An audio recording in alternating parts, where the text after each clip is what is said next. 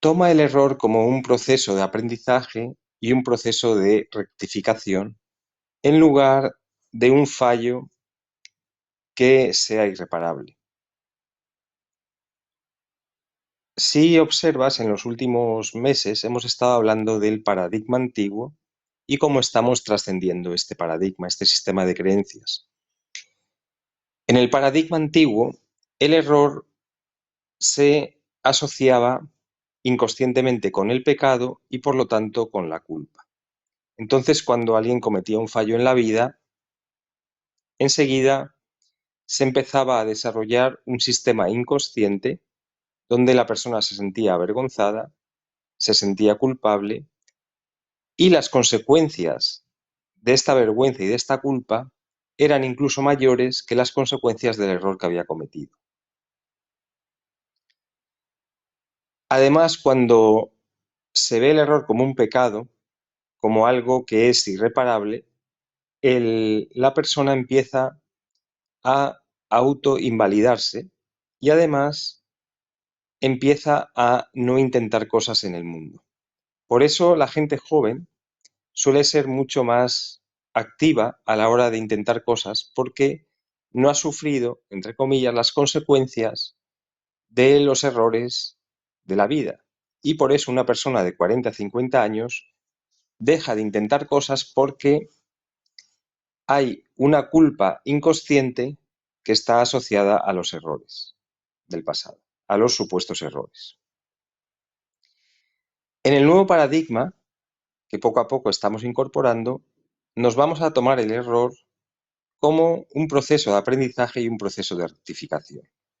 Y para ello hay que comprender que la vida en el mundo físico es básicamente una vida de aprendizaje. Y por lo tanto, como estamos aprendiendo, es normal que cometamos errores. Entonces, la cuestión no es si vamos a cometer errores o no. La cuestión es cómo reaccionamos psicológicamente cuando cometemos el error. Y lo más propicio es tomarse el error, la vida, como un proceso de aprendizaje. Entonces dices, bueno, estoy aprendiendo, tengo unos recursos, tengo unas capacidades, unas energías, pero realmente en este momento he llegado hasta aquí. De alguna u otra forma, la vida me ha dicho que ese camino no es el más propicio y por lo tanto voy a rectificar.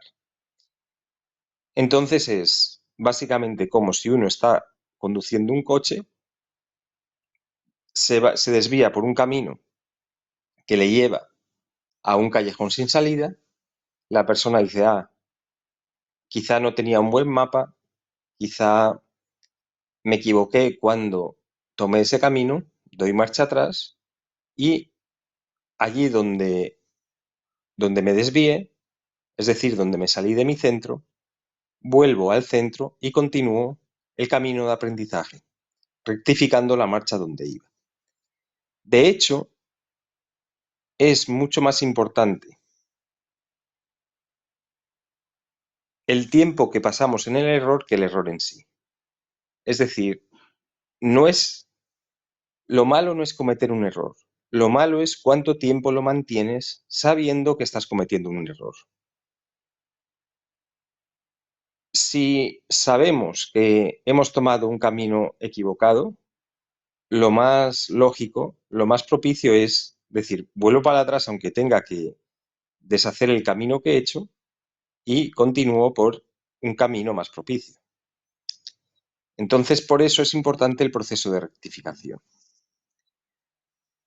Te invito a que medites en los errores, entre comillas, que has cometido en tu vida y que intentes categorizarlos como un proceso de aprendizaje y como un proceso de vuelta al centro y de rectificación, en lugar de machacarte con la culpa, con la invalidación, con el pecado, etc.